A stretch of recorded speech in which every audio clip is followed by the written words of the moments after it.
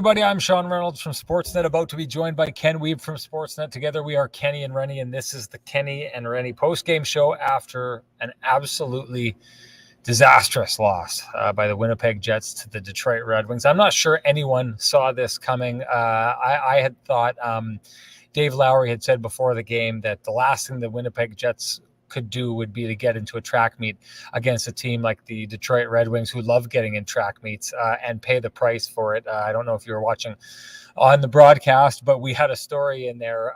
This is a Jeff Hamilton special. He fed me a little bit of a story there, but the Detroit Red Wings had allowed 1, 2, 3, 4, 5, 6, 7, 8, 9, 10, 11 goals in games this year. Ended a game allowing 11, ended a game allowing 10. So this is a team that you can run the score up on, and they like to play that wide open style of game.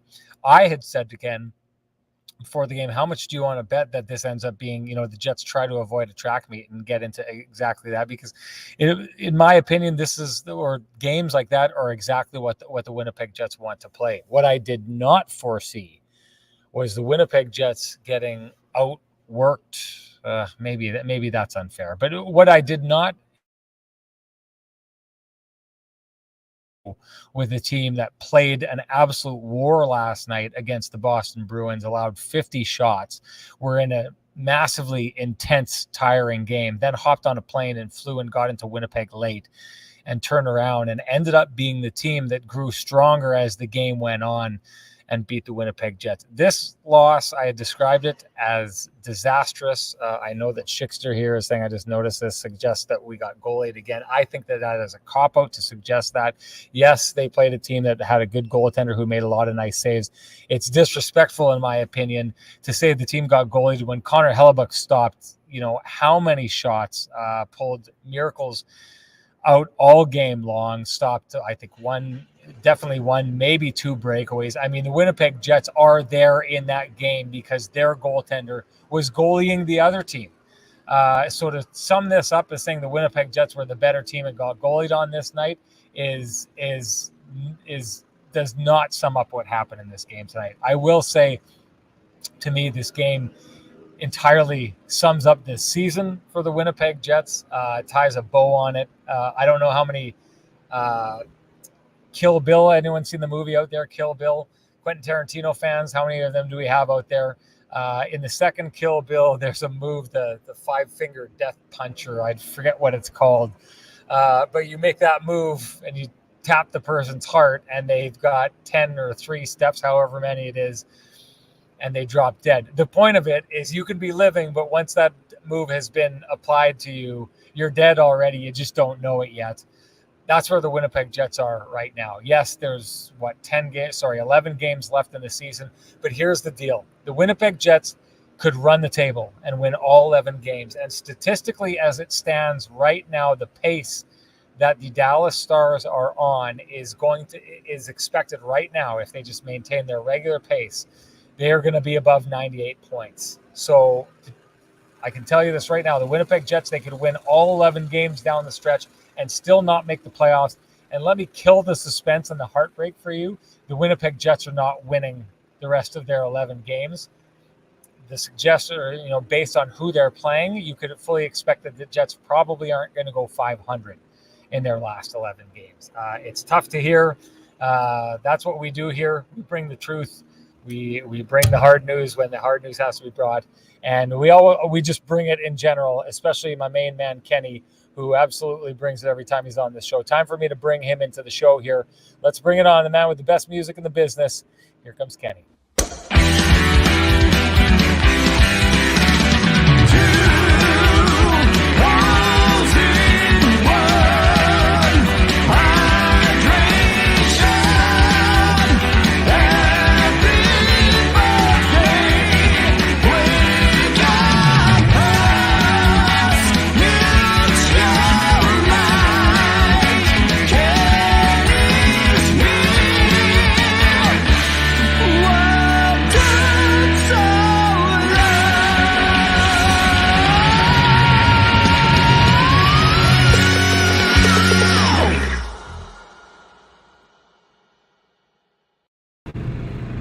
Ken, I had suggested to you after the last show that there was an air of finality in that last loss that they had against the LA Kings. Tonight kind of felt like the corpse lying dead on the ground got a big stiff kick in the gut. What did you see out of tonight's game? Where's the Sleepy Jets? Well, man, deflated. I think that's the way to put it. I think if you, again, we talked about it last time. We're always looking for body language and signs at the podium after games like that. Sean, I mean, last game, Pierre-Luc Dubois was basically beside himself in anger after that game. And today, Josh Morrissey gave a great explanation as to what happened. But, man, did he sound just devastated, don't you think? I mean, when I asked him about what was said, I mean, he said nothing was said. Nothing needs to be said, basically, for the Winnipeg Jets. It's all, right now, talk is cheap. I mean, action is the only thing that matters. And right now, the Jets didn't get the job done. I mean, Josh said it. I mean, that's a game that they had absolutely have to win. You're playing one of the worst teams in the NHL with their backup goalie, who had not won a game since February, I believe someone said in the chat room there. And they can only score one goal. I mean, yes, they scored a second goal, which was a really nice tip by Blake Wheeler. I mean, it was clearly offside on the review. But again, the Jets didn't generate enough for me. You're right. I mean, Greiss played fine. The Jets had some bad puck luck around the net. That's true. But I'm sorry. I mean, you gotta be able. This is a team that we've talked about offensive firepower all the time, Sean. When it comes to this group, you got to score more than once against Thomas Greiss on a game where the Red Wings are playing back to back. You said it perfectly. The Jets. We've been talking a lot about poor starts for the Jets, including one on Saturday against the Los Angeles Kings. Tonight, they basically had control of the first period. I would say dominated might be a stretch. They carried the bulk of the play, but they gave up a shorthanded goal. I mean, this is where the Jets are right now. Their power play is sort of sputtered, and they've given up shorthanded goals in 3 consecutive games, Sean. 3 consecutive games where the Jets need to win the special teams battle. They've given up a shorty. When you have no margin for error, that simply cannot happen. You said it best. I mean, Connor Hellebuyck did his best. I mean, that's a backdoor tap on the shorty. And then on the second one, the Jets did a terrible job in front of the net. They got beaten to the puck, and Michael Rasmussen got loose on the backside. Pierre-Luc Dubois is the closest guy to him, and he was not able to get there in time. I mean, that's a goal that the Jets can't give up. I mean, they talk about going to the paint all the time. I mean, we talk about urgency, Sean. There was not enough urgency for the Winnipeg Jets this evening. They weren't good enough, and they didn't get the job done. And you're right. I mean, yes, are there 22 points available? Absolutely. Are the Jets going to put up 22 points in the next 11 games? Absolutely not. I don't see it happening. I want to get back to this. I'm not going to get into it right now. Actually, let's get into it right now. But I want to go back to Josh Morrissey and what he said. This was really interesting. And one of the things that I've really appreciated about Mark Scheifele is I feel like the interviews that I've had with him before, and I guess I'd say this for the most part, not just me, but with us throughout the season, right back to that time, Kenny, you and I had a really, heated conversation about him essentially saying that the Jets had no or no identity early on. But I think Mark Scheifele has been brutally honest in his interviews this season. And we had him pregame on the broadcast, and the third question I asked him was just personally, what's the season been like for him? And I know, Barflies is making a little bit of a joke about it here, saying, did you shed a tear for Scheifele during your pregame interview? But I have to admit, I thought what he said was really heartfelt. I know Mark Scheifele takes a lot of heat for this season, a lot of it deservedly so. I think that a lot of people would say that the effort shouldn't be there. I don't know what the issue is with that. I know that offensively he's continuing on at a point per game pace, so he gets the job done there. I'm not saying that's enough. It's not enough, clearly enough. But Mark Scheifele clearly is a guy you can see from that interview that still cares about his play, what's happening with this team this season. And it was interesting to ask that question before a game start. You see players get kind of hyped up, and Ken, maybe, I don't know if you'll end up seeing it, you go back and watch it, but This is Mark Scheifele basically kind of bled out on the TV screen about what a rough year it had been, and it struck me as being, I asked it because Mark's been an honest guy, and I wanted to give him the opportunity to kind of, talk about what his experience had been. But it was odd to see. Maybe odd isn't the right way to say it, but I don't remember seeing a guy kind of bleed out on the screen the way that he did before a game, heading into the dressing room. I'd love to hear everyone's thoughts on it. Anyone who did see it. What did he say? Well, I mean, he brought up Paul. He brought up how weird that was. He brought up COVID, how it was. He brought up how at this stage, he goes in and he just kind of like focuses on the little things that he can do, to focus as a hockey player and to move forward. But listen, this is hitting these players, and I'll take this and I'll go from that back to Josh Morrissey. You can tell where they are right now, the Winnipeg Jets. This isn't a team that doesn't care and just is like, okay, well, whatever, we're missing the playoffs this year. And believe it or not, there's NHL teams that feel like that. There's NHL teams out there right now that are missing the playoffs and can't wait for the season to be over and just want to get this over with. The Winnipeg Jets, I would suggest, are that. Mark Scheifele's interview before the game tells me that. Josh Morrissey's interview after the game tells me that. You said it right, Ken. You asked that question. And boy, oh boy, Josh Morrissey, what is said in a dressing room after a game like that, and his response being, well, I don't think there was a word said before they came in here. So Josh Morrissey and Kyle Connor walked out of a deadly quiet dressing room after, it's not like this happened 2 or 3 seconds after the game. This was a while. Walked out of that dressing room, walked in, sat down at the podium, and the first words that they said, if Josh Morrissey is accurate in his assessment, were to us in the media, not to each other as teammates, but to us in the media. And his response was, what's said in a game like that, or after a game like that? Well, I don't think a word has been said, not one word. So what's said after a game like that? Nothing. This team is in agony after this loss. The care level is there, but it has not translated on the ice for whatever reason. But don't think for a second that these are players that have given up, that aren't interested. Whatever has happened, this team is at this stage, this team is officially lost in my mind, Ken. To me, this was one of the few times that I looked at this Jets team when they got that power play opportunity towards the end of the game. So they were going to spend the last chunk of the game with the man advantage and with the extra skater. Usually when that happens, I tend towards thinking that the Winnipeg Jets are going to score in that situation. I would have been surprised if they would have scored in that situation, because to me, whatever belief the Winnipeg Jets had left in that dressing room tonight showed me basically for the entire night that belief is gone. Yeah, it just was. I mean, even yesterday, Kyle Connor said, or was it 2 days? It was 2 days ago for Kyle, but yeah, I mean, this team is saying all the right things, and they're just not getting the job done right now. I think there's frustration. I think there's frustration that this hasn't led to greater results. I think that's pretty evident. I mean, Josh had to take a couple pregnant pauses because of how angry he was. I mean, I give him all kinds of credit for being up there and answering the questions, and then also to expand. When I asked a little bit, I mean, the natural follow-up was, I mean, if nothing's been said, what are the emotions like? And I mean, they're angry, like you said. I mean, and they should be angry because nobody wants to lose, Sean. We're not suggesting that.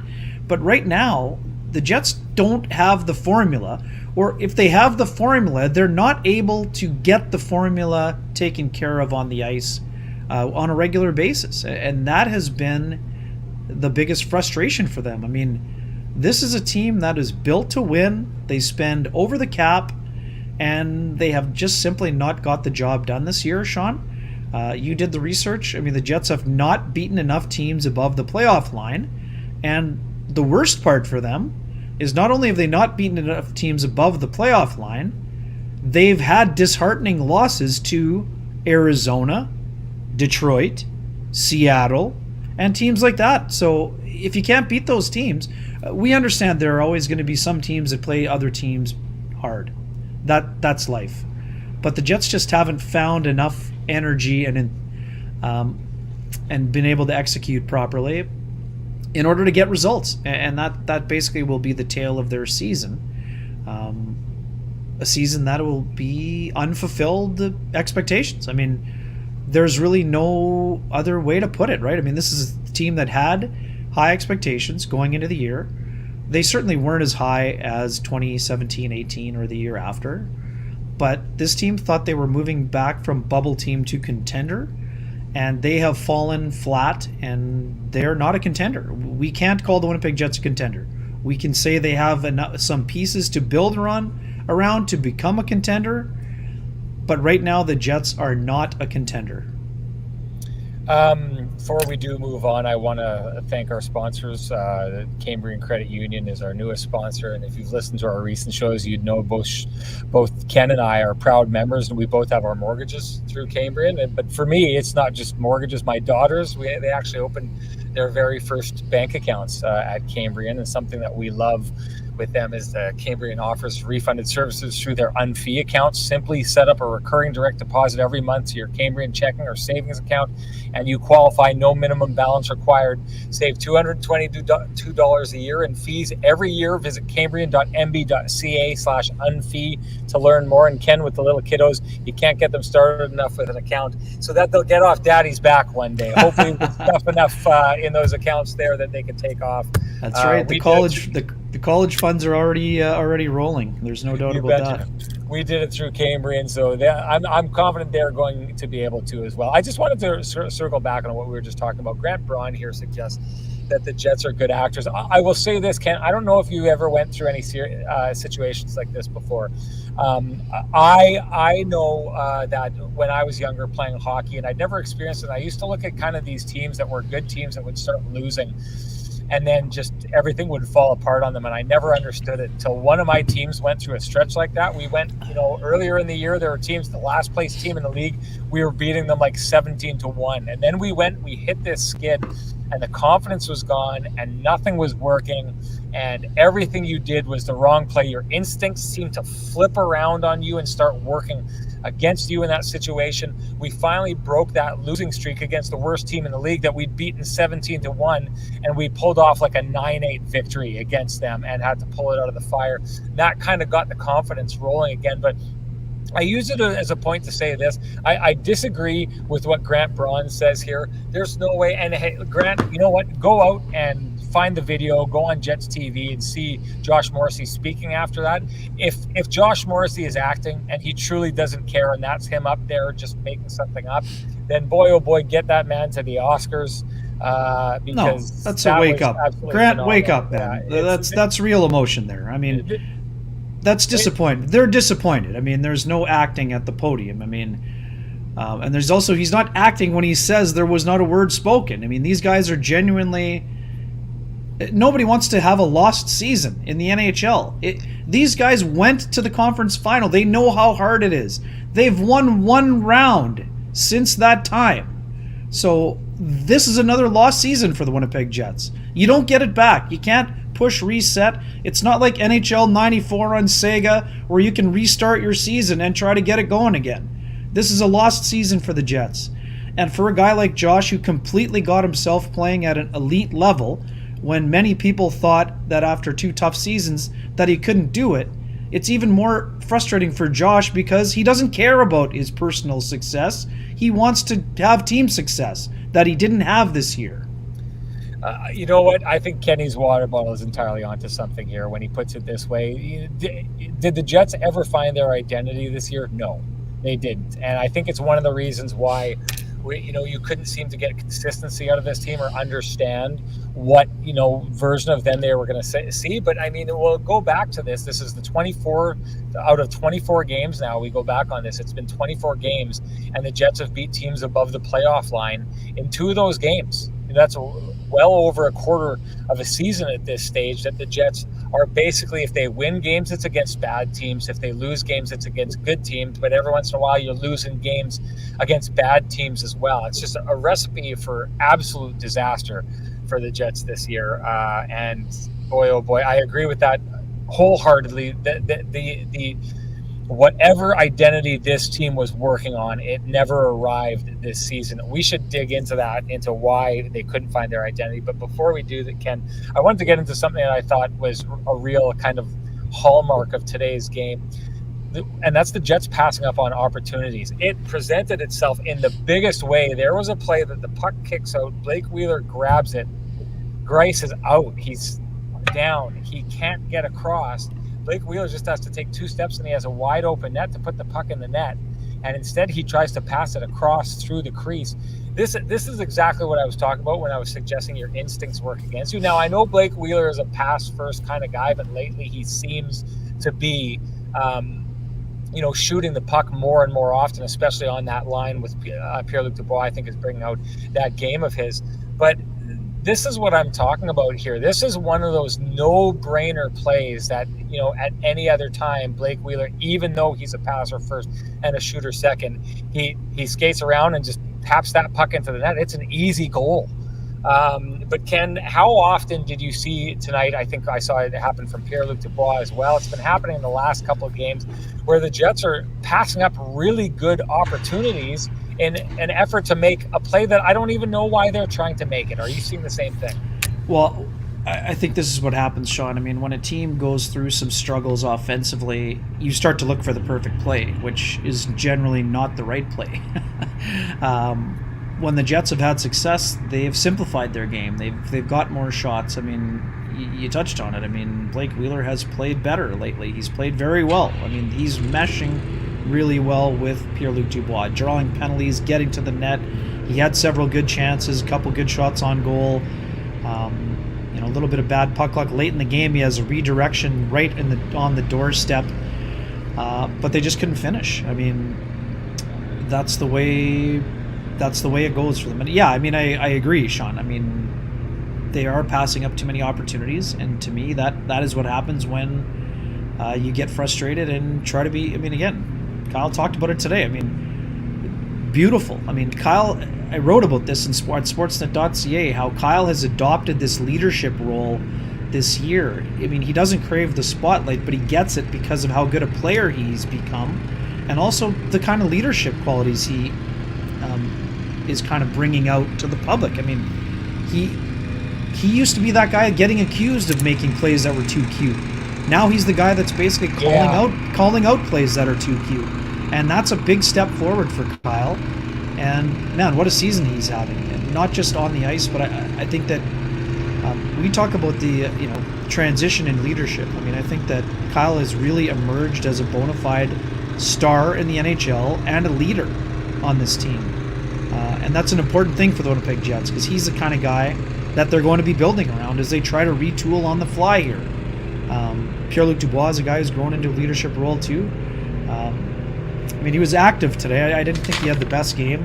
I thought he maybe could have sealed Rasmussen on that second goal. I know that some folks would say on the first goal, he was the closest guy to Sam Gagner on the backdoor tap-in after the great play by Larkin. I wouldn't say it was his fault, but on 2 of those goals, Dubois was the closest guy to the puck carrier that scored. So I don't think he had his best game. But again, in a game where Pierre-Luc Dubois was not at his best, Sean, 5 shots on goal and 10 shot attempts. So, I mean, he's all over the place in terms of being involved. So, interesting times. Sorry, I rambled on a little bit there. But yes, the Jets are passing up too many great opportunities. And, I mean, Dave Lowry was he was forthcoming when it came to that. I mean, I asked him too. I mean, they had 2 goals that were scored on tips, low to high plays, perfect shots from the point, one from Nate Schmidt, one from Dylan DeMello. Tips by Mark Scheifele and Blake Wheeler. One of them is negated by a coach's challenge. But, I mean, the Jets had success with those plays against a tired Red Wings team, yet they couldn't get to the net front often enough, even though they're constantly talking about it, right? I mean, yeah, that's the other part of it. Just before we move on, I wanted to make sure we got our other sponsor in here, the Johnson Group, with this slick new banner that I get to show off. Man, I love producing this show. This is good stuff. With the Johnson Group, you won't find two businesses with the same challenges, but you will find 30,000 businesses with Chambers Plan employee benefits proudly administered by our friends at Johnson Group. Chambers Plan is Canada's #1 plan for employee benefits because it evolves with the way you work and live. The plan is run as a not-for-profit designed specifically to support small businesses, and its unique pooling strategy keeps rates stable so you won't have any surprises at your next renewal. Chambers Plan now comes with professional consulting on key financial, legal, and HR issues, and Teledoc telemedicine services are included with every health option. See how Chambers Plan can benefit your business by visiting chamberplan.ca. And speaking of guys who take care of you and can provide, insurance and all the stuff that cover you. Ken, do you remember at the beginning of the year I was going to put $1,000 on the Jets to make the playoffs? Good thing you didn't. I never did. And boy, oh boy, that was the smartest thing I could have done at that stage. That's something. Hey, yeah, you'd be going to our friends at Cambrian for a loan after that. Exactly. It probably tells you I should stay out of the betting game. But Indeed. We'll see. Hey, I wanted to talk about this. So people keep bringing up identity, and I wanted to get into this idea of, what makes up identity or why you may not achieve your identity. Because some of the people were talking and suggesting, coaching is the reason for it. For me, if you don't have an identity, it's one of three things. The first thing is coaching. People are onto something. If you've got coaches that don't take a look at your group, understand what your group is, and coach to that can be the issue. The second part of that, though, is effort. If you've got players, no matter who your coach is, and I don't care what you say, not every coach can reach every player. You can take the best coach in the world, doesn't mean they're going to reach the players that they don't want to be reached. So if the effort is not there, you're not going to have much of an identity either, other than your identity being that you lack effort.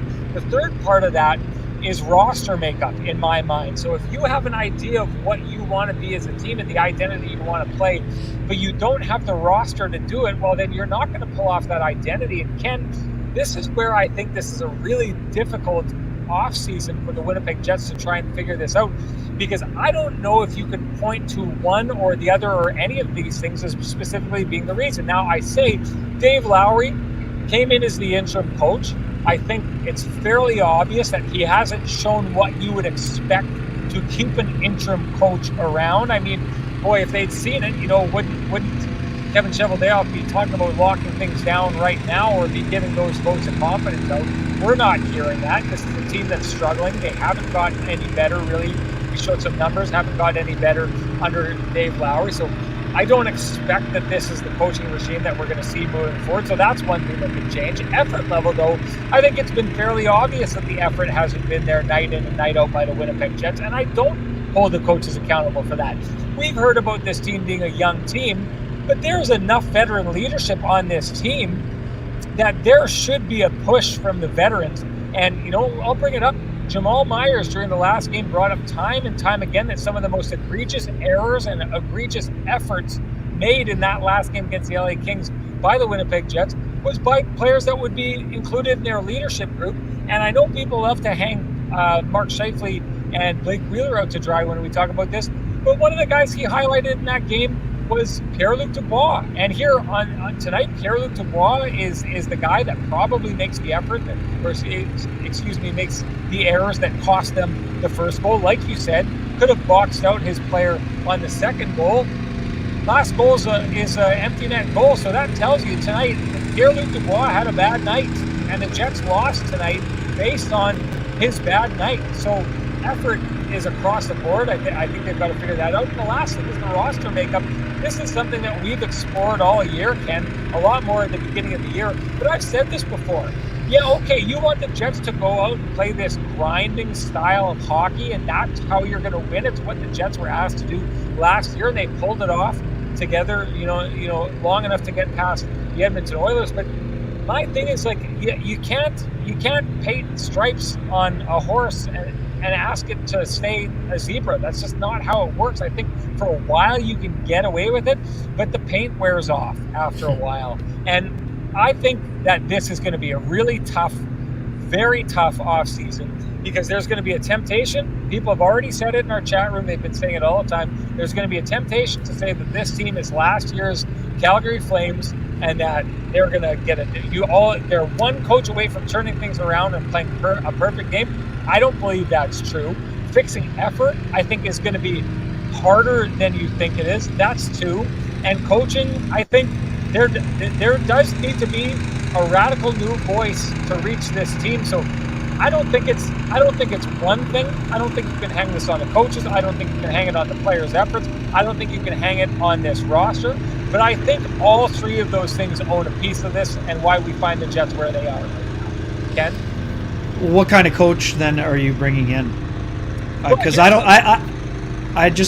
will have a hard time believing not all players will respond to the same type of coaching. So to me, that's where the challenge comes in. I know a lot of people are saying, Paul Maurice brought structure, but he was still more of a player's coach, right? So, Dave is probably a combination. He's got a little bit of Daryl Sutter in him, but he's also he relates to the player, so he would be, I don't think he would be considered a hard ass kind of coach either. I don't know that. I think that's why I'm very fascinated by the coaching search. Will it be someone the Jets are familiar with? Will it be a radical new philosophy? Will it be a combination? I'm very curious to see how this goes. I know a lot of people don't think that Dave Lowry's done the job, and DJ underscore thinks that I'm a big fan of Dave Lowry. I think that Dave Lowry's a smart guy. I mean, do I agree with all his roster decisions? Absolutely not. I wanted to see Ville Heinola in the last 12 games of the season. He did not play tonight. Logan Stanley had another tough go. I mean, had another penalty, and I thought, he was fine the last game. This is not just about Heinola versus Stanley, though. But at the same time, I wanted to see Heinola in the game. I mean, I just think that I find it funny that people think that after 8 years of culture being built, that Dave Lowry could suddenly pull in on December 17th and abracadabra, alakazam, absolutely change everything over. So, anyways, do I think that Dave Lowry is going to get the job? I mean, right now I would say it's unlikely. We'll see how the last 11 games go, but I'm fascinated how a couple things work.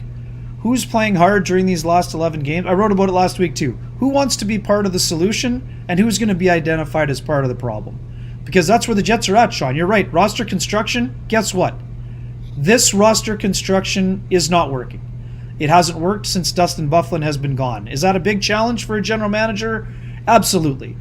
It's probably the most unique player in the NHL that has been plucked off this roster.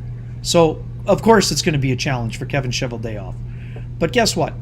Every team has roster challenges, whether it's cap-related or injury-related or people aging out or having to be traded. So,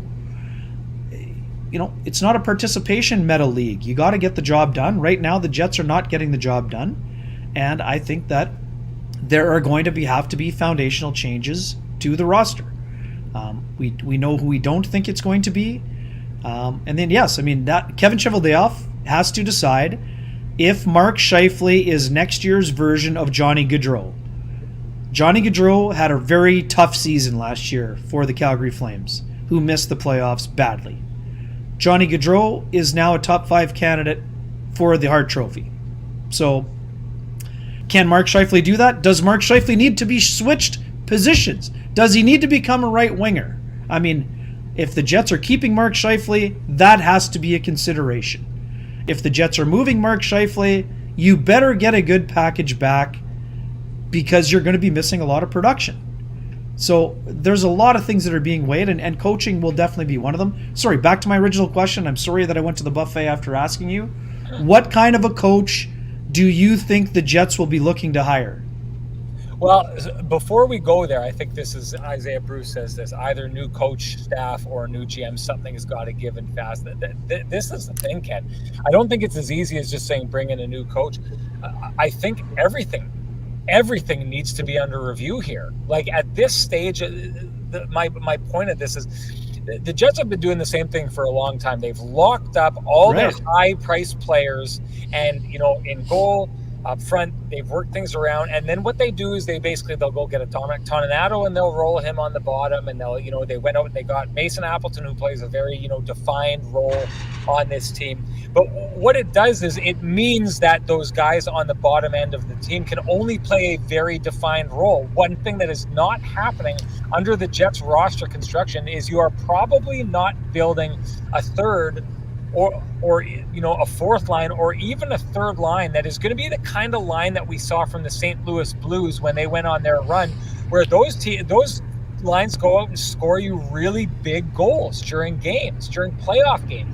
That's not something I think anyone could expect. So right now, the way that this puzzle is put together for the Jets, it's like building a team in hockey. The balance, I cannot believe they're going out for a third time on this. This is something else. My God, holy smokes. They're going to have great ice. They're going to finish the season with the best ice in the league. That's how it's going to be. It's like when you do that balance, and I said the whole thing about, that old Nintendo game where you had the skinny guy, the fat guy, and the middle guy, and you got to kind of try and find that balance that works. But the way that the Jets roster is constructed right now and the way their salaries break down is they keep doing the same thing every year. They keep rolling out the help on the third and fourth lines.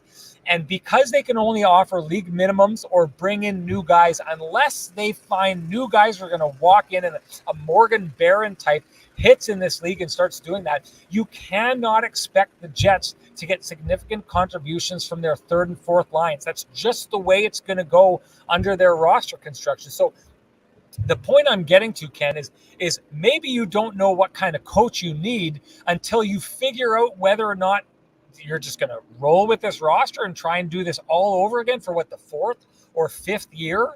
Or maybe you start saying, maybe you start getting creative, or maybe some people will think it's lunacy. Maybe, you're talking about moving Mark Scheifele. Maybe that's a move you make and you go out and, like you said, that's a lot of scoring to make up, but maybe you make that up by adding some depth and starting to get more goals out of your third and fourth line. Maybe you're harder to play against, so you don't allow as many goals, so you don't need to replace as many goals, but the goals that you do replace are coming from other places, so you don't need to. I mean, geez, Ken, at that point, how long had the Jets' top six players been on the ice when they pulled the goaltender? I think Millsy had said it was like 2 minutes and 30 seconds and counting or something like that. It was over 3 minutes. I mean, they looked at calling a timeout at 1:08. I don't know why they didn't. How much clearer of an indication can you get that you don't have faith in the bottom half of your roster, that you will trot the same guys out tired as they are and it's not working, to give an opportunity to someone else to get something done, or at least split those top six most offensive players into three highly offensive players and three guys who can go to the front of the net and create chaos. So I guess this is what I'm saying, Ken. I go back to talking about the identity. I don't think the roster makeup is right. I don't think the effort there is there, and I don't think the coaching is there, but it's not as easy as turning around and saying, go hire John Tortorella, and believe me, I know the history with Dubois, which makes that near impossible, but it's not about going out and hiring a taskmaster that's just going to turn this team around, because how is that going to work out? How did it work out in Columbus for a lot of for Pierre-Luc Dubois, or for Patrick Laine when he was there, when Torts was there, when he's trying to take the thoroughbreds and, put the yoke on them and have them go plow the fields, as someone was talking about this earlier on. I honestly think right now there needs to be an entire look over and a greater emphasis on what do we want these Winnipeg Jets to be. Because right now, I think what they thought this Jets team was going to be was great goaltending, pretty good defense, and a whole bunch of offensive-minded players who could score you into winning games, right? Kind of heard that before, similar to what we see with the Edmonton Oilers, but without the good goaltending. I think they thought maybe that's enough. We can't score like the Edmonton Oilers can, but we're going to score pretty good. I don't think it works anymore. I don't think there's enough ice to go around when we score 2 goals or less. Tells me scoring isn't the problem. Scoring is the problem.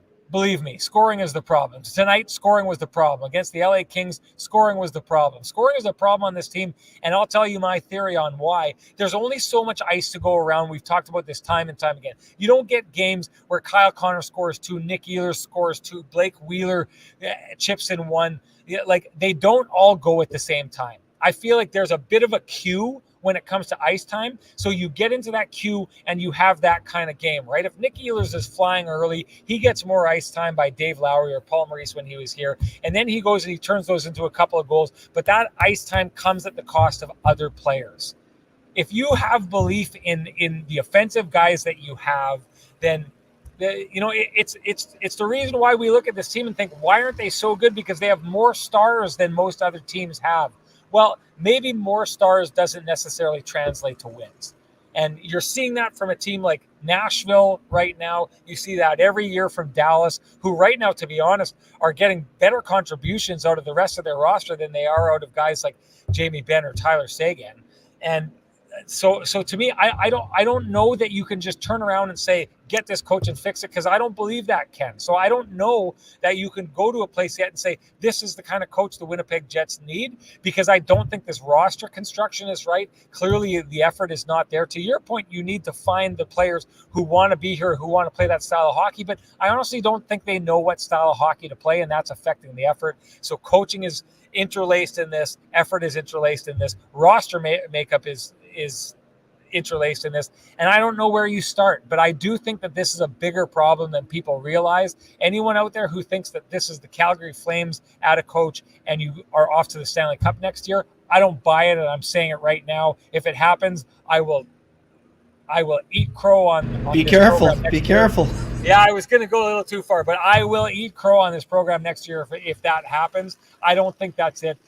The problems with this organization run deep, and they run through all 3 of those major tenants. Sure, and here's a big thing. I mean, folks, I understand you want to know who the next coach is. This is not how coaches get hired. I mean, there's probably going to be, you don't just choose before you know who's available in the pool, right? So we're not avoiding the topic, but once we know who's available, there are some people that would already be appealing to the Winnipeg Jets, depending on their level of experience. But we're going to dig into the coaching stuff for a long, long time. But I'm not coming on the show and saying, hey, I predict the coach is going to be here, when we don't even know who's all available, who's not going to be renewed, who's going to be fired, who's available. Maybe there's a up-and-comer somewhere else who isn't on the radar anywhere. I know some people talked about James Patrick in the chat. James is doing an incredible job with the Winnipeg Ice, who are back home this weekend. But James is in a position where several of his best players are draft eligibles in Connor Geekie and Matthew Savoy. So I think that James is committed to the Winnipeg Ice again through next season because he's trying to win a Memorial Cup with a great core of players. So I don't see James Patrick throwing his hat. I mean, again, could it change? I mean, he's a Winnipeg guy. Does he want to be an NHL head coach? Possibly. But I think that James is committed to the Winnipeg Ice for the next 2 seasons. So we're going to dive deep into coaching. We're going to dive deep into the candidates. But again, there's no point in predicting on April 5th, 6th who the next coach is going to be, because there's still a lot of things to be determined. And then we got to find out who's going to be interested in the job. It's a job that would appeal to people because of the star quality that you mentioned, Sean. But they would also probably want to know what direction the team is going. Yep. Listen, to your point, you can't really get a good gauge on who the coach is going to be until the coaching carousel gets fired up. And I know you think that may be the motor for the coaching carousel in the background here. That's not the case, though. It's still the good old helicopter landing at center ice. We've missed it. It's the soundtrack to our lives at this stage, Ken. That's how it goes. Hey, it was requested in the chat room here. Troy Stevens says headband time. Let's go. I noticed Troy Stevens is very demanding with his headband calls, and I'm okay with that. I'm at your whim, Troy Stevens. So here it comes. Let's bring it into the show. Time to turn this into a Sean's headband version of the Kenny and Renny show. Let's bring it.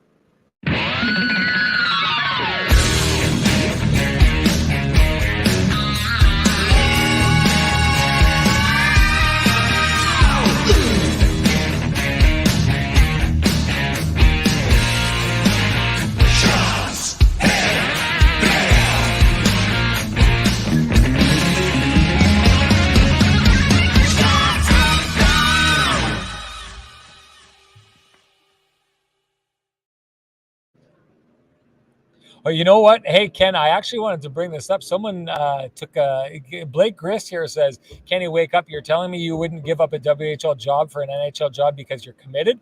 Listen, Blake, I know it seems pretty obvious. You just take an NHL job over a WHL job. It's not necessarily how it works. This guy right now has the keys to a Lamborghini. This is one of the best junior teams that we've seen for a long time. If he does special things with this team, he doesn't just go to the NHL. He kind of punches his ticket to where he wants to go in the NHL if he does the right things and people see the right things from him. So I don't disagree with your idea, Blake, that a guy like Patrick would not want to go to the NHL, but he's not dropping everything and going to the first job that comes his way. If he plays his cards right, he gets to be very discerning and also makes a lot more money coming into the NHL as a rookie coach. So an unwarranted wake up. I'm not going to throw a wake up back at you because that's not my job. That's Ken's job to dish out the wake ups. But I think you're off on that one. I didn't say he wouldn't. I'm just saying that I think you can't just dismiss the importance of being on being in charge of a team with that type of potential. Yeah. Here, listen, we got to get into Stanley Heinola. You touched on it a little bit. I'm going to get you to kind of go deep on this one here. We have to talk about this because I have thoughts. So let's get at it. I mean, again, my thoughts are I didn't like the call. I understand that they're trying to, help build Logan Stanley's confidence, and I'm guessing it has something to do with the penalty kill, which has struggled of late, and they're trying to get Logan going. We know the Jets think highly of Logan Stanley, and again, as I wrote in my mailbag, it doesn't have to be, this is not a one can succeed and the other is destined for failure situation. That's not how the players view it, but right now the only spot open is the number 6 spot. It is being, shifted between the two players. I understand why the Jets would not be, waving the white flag while they're mathematically alive, but I think for the future, because of how much time Ville Heinola has missed, this is an optimal opportunity to get him back into games at the NHL level, where he has shown well in at least 4 of the last 5 games that he has played. He is a guy, he has the ability to be an impact player. Again, I see Logan Stanley as an NHL defenseman, probably more of a third pairing guy. Ville Heinola has the potential to be on the top pairing at some point. So I'm not saying he has to be put on the top pairing today, but I want to see him in the lineup. I give the Jets credit for trying a different pairing. Lately, Neil Pionk and Brennan Dillon was not working, so they tried Nate Schmidt with them. I actually thought those guys were pretty good today. Neil Pionk was moving better today. But this is a game where the Jets could have used Ville Heinola's puck-moving ability, zone exits, offensive wizardry, things of that nature. So to me, it feels like a missed opportunity. I understand, Dave didn't want to get into it when I asked him about it yesterday. He said they would just dress the roster that gives them the best chance. Right now, I think that Ville Heinola gives the Jets a better chance to win right now. Are there parts of his game he has to clean up? Of course. Those were on display when he had his rough go the other night. But given how he responded to that rough go, Dave Lowry told us for a long time that if a guy deserved to play, he would be in the lineup. So if you're Ville Heinola, you're disappointed that you played a good game and we're not back in the lineup. And to me, I think that the Jets need to get Heinola as much action as possible. And I will continue to bang this other drum. I understand why David Gustafsson landed in COVID protocols, so it's not going to be today. The Jets should get David Gustafsson. They should be giving him a reward for his season before this season is over. Morgan Barron continues to impress. I want to see Morgan Barron with David Gustafsson. I want to even have a look at Morgan Barron with Adam Lowry and Mason Appleton, because that could be their new identity third line as soon as next season. But again, I want to see more of Heinola. I think he's deserved to be in the lineup, and the sooner he gets to be a regular for the Winnipeg Jets this season in their last 11 games, the better off they're going to be. And then Ville needs to go to the Moose and not only play well, but dominate. Leave that impression. We know the Moose or the Jets brass will be watching the Moose during the Calder Cup playoffs. He needs to go. I know he's had a great year in the AHL when he's played. Dominate in the Calder Cup playoffs and leave no doubt as to whether or not you're going to grab a job in the top 6 and probably even maybe the top 4 by the time the fall rolls around, because that's the type of player, an impact player, that Ville Heinola can have on this team. Just a pause on that. Egan Isoen says that I need to value the headband calls more. They become more desirable by not calling them every episode. Say no once in a while and make us earn them.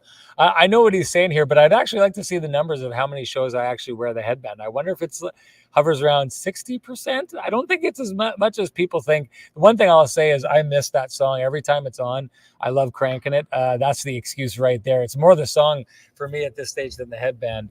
But yeah, hey, so I wanted to get into this. Okay, we asked for an explanation today of why Ville Heinola was taken out of the lineup and Stanley was playing in the lineup ahead of him. I don't believe we got one. I don't believe we've been given one. I don't think that there has been a true explanation of why one player would be in the lineup over the other.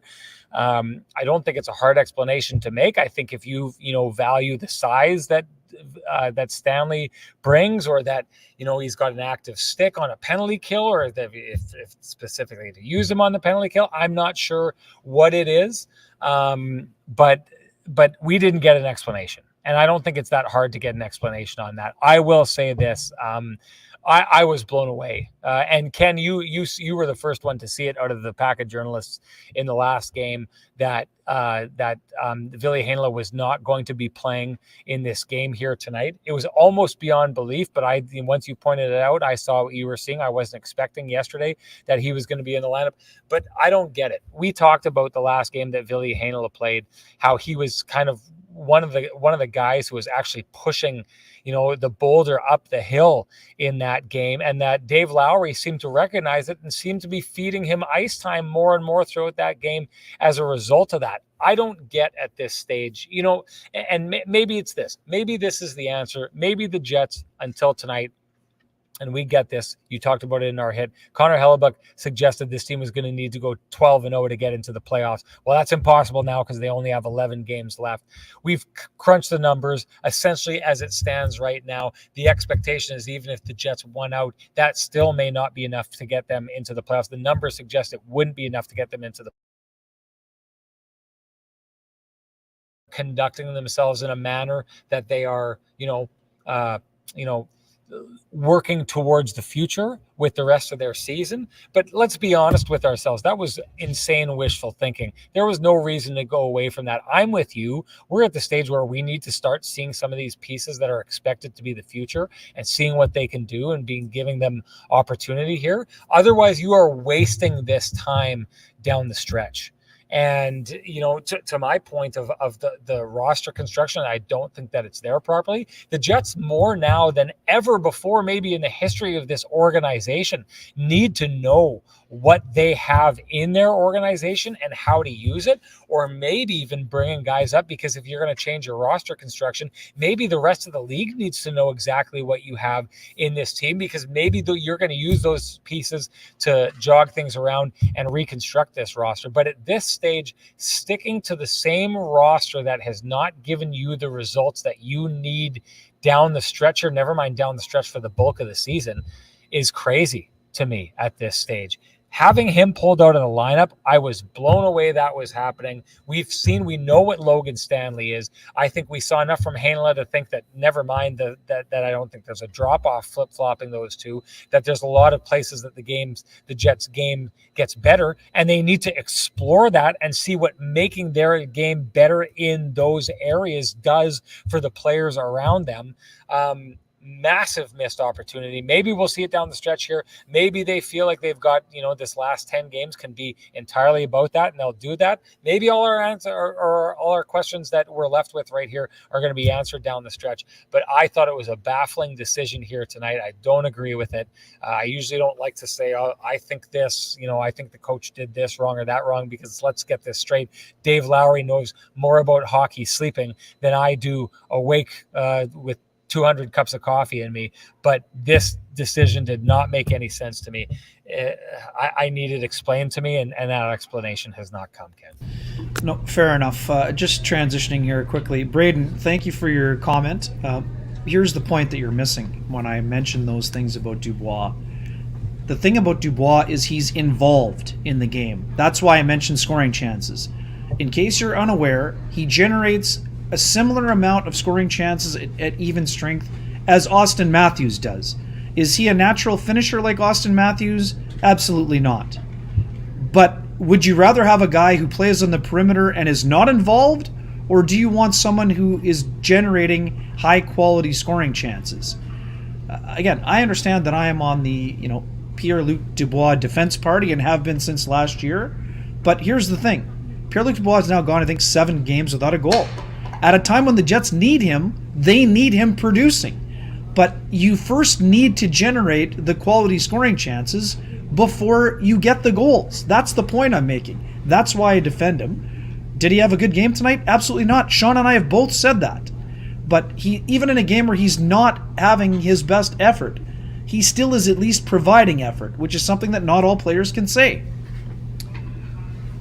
Does he need to produce more? Yes, he knows that, and he takes it upon himself when that happens. So that's why, again, you'd much rather have a guy that is involved and engaged than someone who's not providing enough effort. I mean, one of the things I would think about Pierre-Luc Dubois this year, and I guess, I've been accused of being overly critical of Pierre-Luc Dubois in the past. I don't think that's the case, but, so be it. He does have 13 power play goals this year. I mean, so his numbers definitely have been skewed on the power play, but this was the deal. We've talked about this before. Everyone wants to talk about this Laine Dubois trade and who won and who lost. And again, we come down to this, Ken. The answer to that question is going to happen in this offseason, especially if, the Jets can sign Pierre-Luc Dubois long-term, because Patrick Laine wasn't going to stay. So unless they made a move, they were going to lose him anyway at some point. So if Pierre-Luc Dubois signs here long-term, the Jets win that trade because long-term something is better than nothing. But this is the debate that is going to rage for a long time here in Winnipeg on what you are better off with, because I'm telling you right now, and get used to it, Pierre-Luc Dubois is never going to produce points the way that Patrick Laine does, and it's probably not going to be close.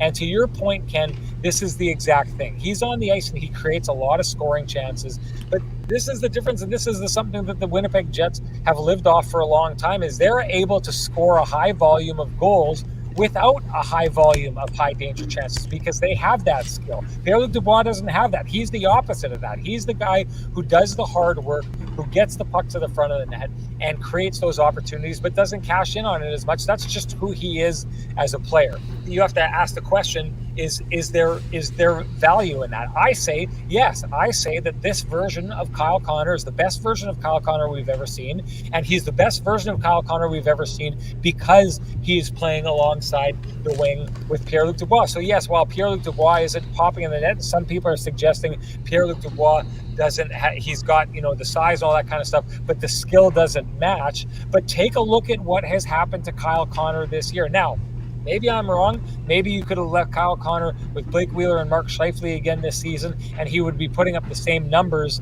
that he has the entire time. I don't buy it. I don't think there's that hard of a swing, and we've seen the differences in his game that have allowed him to produce the way he's producing. So Pierre-Luc Dubois is one of those guys who, while his offense may not necessarily show up on the stat sheet, it's showing up on the stat sheet on the guy who's playing next to him. So that's one thing I think people have to keep in mind when it comes to Pierre-Luc Dubois. Again, and I'm still undecided on this, on whether or not the Jets were better off with a player like Patrick Laine, because I do honestly believe one of the hidden values of Patrick Laine was he was so dangerous with his shot that the opposition had to play out of position just to cover him, and that opened up ice for other people. So I think it's hidden on Patrick Laine's stats that other players were better around him or scored more offense because there was more room on the ice. This, in my head, Ken, is going to debate. It's going to roll in my head for a long time. Are the Winnipeg Jets better off with Pierre-Luc Dubois or Patrick Laine, which I don't think is the same question on whether or not they won the trade or not. But it's going to be a long time for me before I kind of decide whether or not the Jets would be better off with Laine or better off with Pierre-Luc Dubois. I will say this, though, it is definitive. Patrick Laine is the better scorer. Pierre-Luc Dubois is the more all-around player. Last thoughts, Ken, before we get moving on. Yeah, I mean, so the big thing now with Dubois is this. I mean, the debate has always been, is he a 65-point player or can he be an 82-point player, right? That's what it's going to be determined. And that will be determined whether he makes $7 million or $9 million, right? I mean, the Jets are going to have to bet on the projection, right? I mean, that's what this will come down to. So it's been a bit of a cold streak. Laine has had a cold streak as well when it comes to goal scoring. So guys go through stretches. Both of them have gone through stretches that have been tough. But Dubois has been a very consistent performer this year. He also draws a ton of penalties with his effort. That's something that, I mean, Laine, he's obviously a pure finisher and has worked at rounding out his game, but that's another value-added type of thing that doesn't show up in the traditional stats sheet when it comes to Dubois' game. He also takes a lot of penalties, so there is some give and take there as well. And we'll see where it goes. I mean, they're both helping their current teams.